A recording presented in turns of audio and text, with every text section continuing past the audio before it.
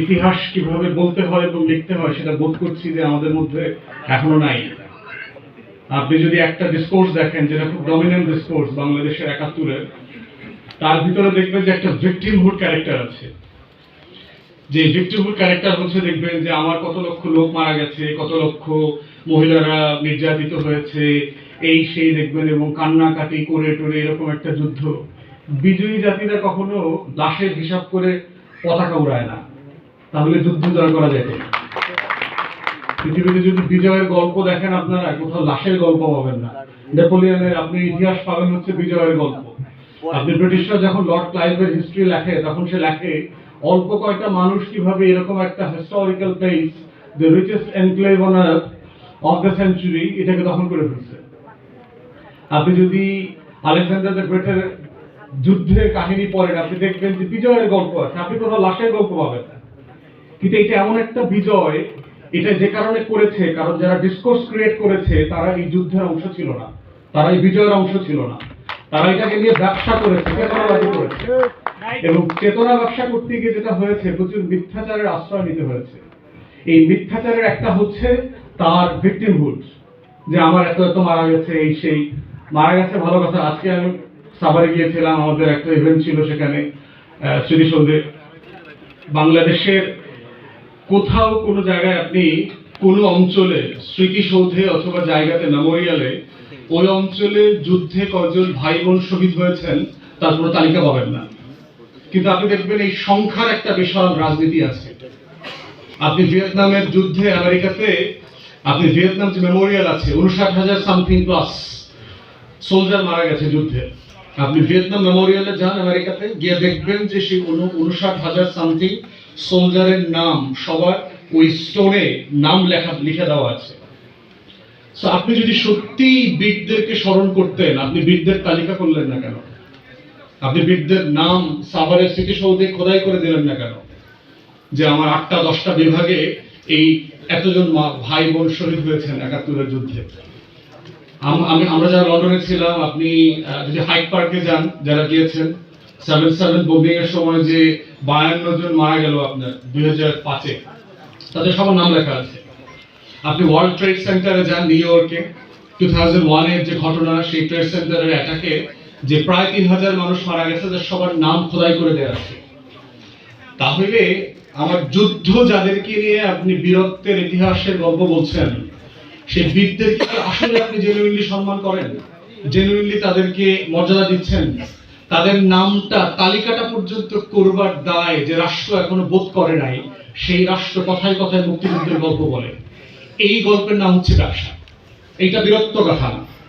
আমেরিকানরা রিয়েলি তার foreign সোলজারদেরকে hero মনে করে বলেই তাদের প্রত্যেকের নাম খোদাই করে দিয়েছে। প্রত্যেকের নামে তাদের মেমোরিয়াল আছে আপনার যার যার ফ্যামিলির জায়গাগুলোতে। আপনি পেন্টাগনে যান এবং মিলিটারি এস্টাবলিশমেন্টে প্রত্যেক সোলজারের নামে আলাদা আলাদা এস্টাবলিশমেন্ট আছে, স্মারক আছে, তারা বীরদেরকে সেভাবে স্মরণ করে। ঠিক একই প্রক্রিয়া আমরা দেখতে পাচ্ছি ২০২৪-কে নিয়ে। আমরা যারা এই ফ্যাসিবাদ বিরোধী আন্দোলনে ছিলাম, আমরা শুরুতে বলেছি যে অন্তর্বর্তীকালীন সরকার অনেক গুরুত্বপূর্ণ অনেকগুলো কাজ করেছে। They have brilliant accomplishments, no doubt about it. Yet তারা ১ নাম্বার কাজটা করেন নাই। সেই ১ নাম্বার কাজটা হচ্ছে জুলাই আগস্টে শহীদ কতজন, এই তালিকার কোনো গণতদন্ত কমিশন এখনো এই রাষ্ট্র করে নাই। এইটা হচ্ছে এই অন্তর্বর্তীকালীন সরকারের যদি ফেইলিউর বলেন, অথবা ইগনোর করা বলেন, অথবা ডেলিভারিকে এটা অ্যাভয়েড করা বলেন। কারণ অধিকাংশ উপদেষ্টা এই গণ অভ্যুত্থানের অংশীদার ছিলেন না। তাদেরকে আমরা দয়া মায়া কইরা তালিকাভুক্ত করে উপদেষ্টা বানাইছি। ওনারা রক্ত দেন নাই, মিছিল করেন নাই, প্রতিবাদ করেন নাই, ঘাম ঝরান নাই, স্লোগান দেন নাই, কিন্তু গণ অভ্যুত্থানের কোন জায়গা থেকে কোন কেরামতি, কোন মজেদার আলোকে ওনারা অনেকে উপদেষ্টা হয়ে গেছেন। এবং অধিকাংশ উপদেষ্টা লার্জলি মোটা দাগে আওয়ামী সুশীল বলয়ের অংশ ছিলেন। তাহলে আমরা বারবার কেন বলছি যে জুলাই গণ অভ্যুত্থান নিয়ে দেখবেন যে নাটক গল্পের শুরুটা হচ্ছে যে ৭১ একটা phenomenal milestone to understand the misdeeds the history had given upon us. যে ৭১ নিয়ে যা যা হয়েছে, যা যা গল্প তৈরি হয়েছে, ঠিক একই রকম মিথ্যাচার গল্প, নাটক, এগুলো এখন ২৪ নিয়ে হওয়া শুরু হয়েছে। এবং যত সময় বাড়বে, সরোয়ার তুষার কারেক্টলি বলেছে, down the line in 5 years time, in 10 years time, তখন এগুলো শুধু নাম্বারস হবে, নাম্বারস।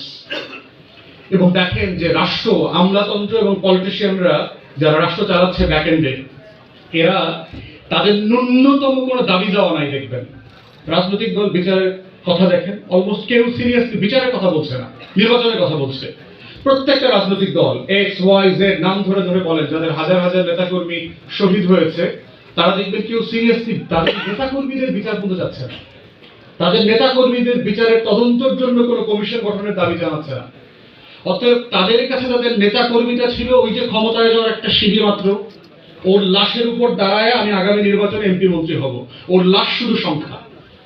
ওর লাশ হচ্ছে ইঁদুর বিড়ালের মতো, আমার আপনার মতো। আজকে মোটরসাইকেল অ্যাক্সিডেন্টে মরে গেলে যেভাবে স্টেট স্পন্সর্ড কিলিং এর অংশীদার হয়ে যাবো আমরা, সেরকম একটা লাশ।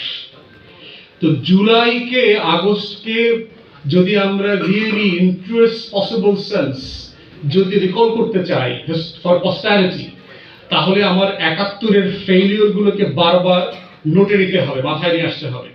তার ভিতর একটা হচ্ছে যেটা এখনো করার সুযোগ আছে, এখনো অসংখ্য মুক্তিযোদ্ধারা বেঁচে আছেন, এখনো অনেক ফ্যামিলি ভিকটিম যারা এখনো বেঁচে আছেন। আপনি এইটা আমি ফিল করেছি, মাঠ প্রশাসনকে যদি আপনি সিরিয়াসলি এঙ্গেজ করেন, ৩ মাস ৬ মাসের একটা কাজ। ৭১-এর যুদ্ধে কয়জন ভাই মারা গেছেন, কয়জন বোন নির্যাতিত হয়েছেন, কয়জন মানুষ প্রতিবন্ধী হয়েছেন, বিহারে কি পরিমাণ গণহত্যা হয়েছে, বাঙালি গণহত্যা হয়েছে, সবকিছুকে আপনি লিপিবদ্ধ করতে পারবেন। ৩ থেকে ৬ মাসের একটা ছোট্ট কাজ। লোকাল অ্যাডমিনিস্ট্রেশনকে বলে দেবেন, তালিকা করবে, প্রাইমারি খসড়া গ্রামে গঞ্জে তা টানায় দিবে, ফাইনাল করবেন সেকেন্ড ড্রাফট থার্ড ড্রাফট করে, আপনি একটা ফাইনাল তালিকা তৈরি করবেন। প্রত্যেক উপজেলায় আমার শহীদদেরকে আমরা স্মরণ করতে চাই। তো ৭১-এ যে কাজটা আমি করি নাই, তাহলে ২৪ নিয়ে কি একই কাজের ধান্দা ফান্দা আমরা দেখতে পাচ্ছি কিনা? এবং আমরা দেখতে পাচ্ছি যে সিম্পলি যে তালিকাটা করেছে, ছেলেপেলের কাছে দিয়েছে, বাচ্চাদের কাছে দিয়ে দিয়েছে, তোমরা একটা তালিকা করো, ছাত্রদের একটা কমিটি করে দিয়েছে। এর থেকে বাটপারি উপকমিটি আর কি হইতে পারে? যে একটা রাষ্ট্র তার শহীদদের তালিকা করতে দিয়েছে বেসরকারি কিছু নাগরিককে, এটা তো রাষ্ট্রীয় জিনিস না। তাহলে যারা অন্তর্বর্তীকালীন সরকারের দায়িত্ব পালন করছেন, তারা তো এই গণ অভ্যুত্থানকে ওন করছেন না। তারা গণ অভ্যুত্থানের শব্দ ব্যবহার করছেন, বাক্য ব্যবহার করছেন, শহীদের লাশের গল্প বলছেন, কিন্তু বিচারের আলাপ এখানে নাই। আমরা বারবার বলেছি যে এই আওয়ামী ফ্যাসিবাদের সময় এই নমরুদের নেতৃত্বে লার্জলি ৪-৫টা গণহত্যা হয়েছে, বাংলাদেশের ইতিহাসের সবচেয়ে নৃশংসতম গণহত্যাগুলো। প্রথম গণহত্যা হয়েছে পিলখানা গণহত্যা ২০০৯ ফেব্রুয়ারিতে, এবং রিসেন্টলি আপনারা দেখেছেন আমাদের পারসিস্টেন্ট ক্যাম্পেইনে আমাদের আমলাতন্ত্র, সামরিক এবং বেসামরিক, কালেকটিভলি এটার অ্যাগেন্স্টে ছিল, ডেড অ্যাগেন্স্টে ছিল। এবং বিভিন্ন জায়গা থেকে আমরা খবর পেয়েছি আমাদের উপরে কি পরিমাণ বিরক্ত সিভিল এবং মিলিটারি ব্যুরোক্রেসি, কারণ তারা এটা বিচার করতে চায়নি, তারা এই কমিশন করতে চায়নি। এখন খুব বিলেটেডলি এবং রিডান্ডেন্টলি একটা কমিশন করেছে, আমরা এখনো অপেক্ষায় আছি তার কাজের টার্মস অফ রেফারেন্স কি হবে এবং তারা কি ফর্মে কাজ করে। দ্বিতীয়টা গণহত্যা যেটা হয়েছে ২০১৩ সালের হেফাজতের গণহত্যা, এখনো কোনো তদন্ত কমিটি হয়নি। শত শত আলেম ওলামায়ে কেরাম, মসজিদের ইমাম, খতিব, ছাত্রদেরকে কিভাবে নৃশংসতম গণহত্যা চালিয়েছে, রাত ১:৩০ ২টার সময় বিদ্যুৎ বন্ধ করে, ইন্টারনেট বন্ধ করে, টেলিভিশন শাটডাউন করে দিয়ে ২ লক্ষের উপরে বুলেট মেরেছে সেদিন।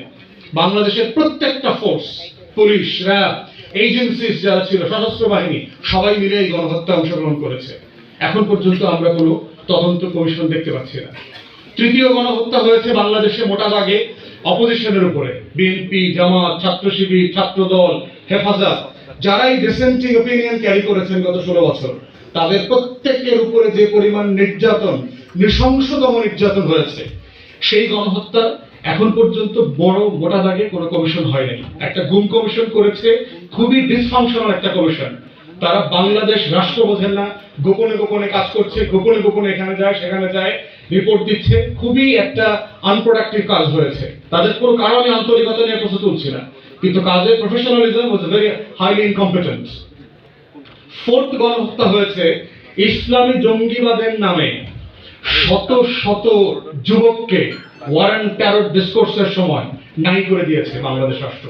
এবং দেখেন আমার দেশ ফেনোমেনাল ইনভেস্টিগেশন করছে, মিরপুরের জাহাজ বিল্ডিং এ যে ১৩ জনকে নিয়ে হত্যা করলো, তারপরে হলি আর্টিজানে যাদেরকে হত্যা করছে, ওখানে মারা গেছে, তার ভিতরে ৪-৫ জনের কথা আসছে, এদেরকে আগেই গুম করা হয়েছিল।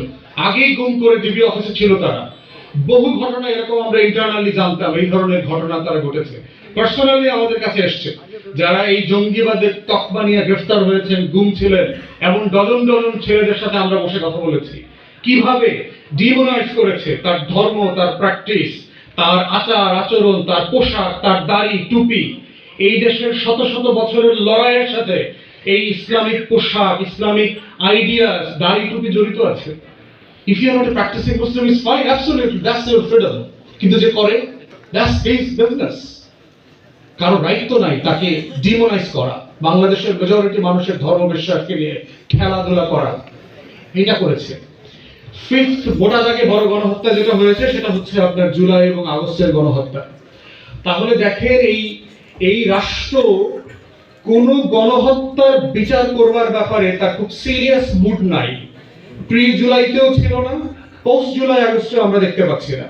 এবং আমি প্রথম দিন থেকে প্রত্যেকটা গণতদন্ত কমিশনের ফরম্যাট বলেছি যে আমেরিকার কংগ্রেশনাল হিয়ারিং এর মডেলে, সেনেট হিয়ারিং এর মডেলে একটা পাবলিক হিয়ারিং করেন, কারণ মানুষের কষ্টটাকে ভেন্টিলেট করতে দিতে হবে। যদি কষ্ট ভেন্টিলেট করতে না দেন, এইটার কনসিকুয়েন্স আছে এই সমাজকে একটা ন্যাশনাল ট্রমার মধ্য দিয়ে, একটা ফেরাউনি শাসন ব্যবস্থা, একটা হিটলারি শাসন ব্যবস্থা সমাজে কিছু ক্ষত তৈরি করে, ন্যাশনাল ট্রমা তৈরি করে।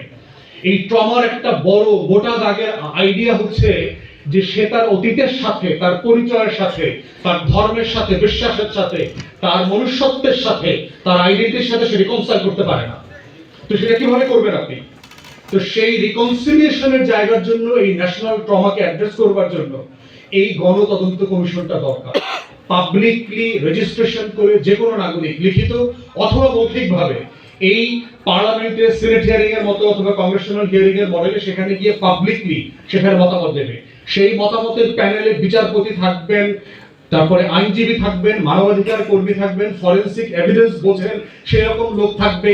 এইরকম ক্রস পার্টি এক্সপার্ট দরকার সেই আলোচনাগুলোতে। এই ভেন্টিলেশন যদি করতে না দেয় তাহলে ন্যাশনাল দায় আছে, এবং এগুলো হয়েছে সারা পৃথিবীতে।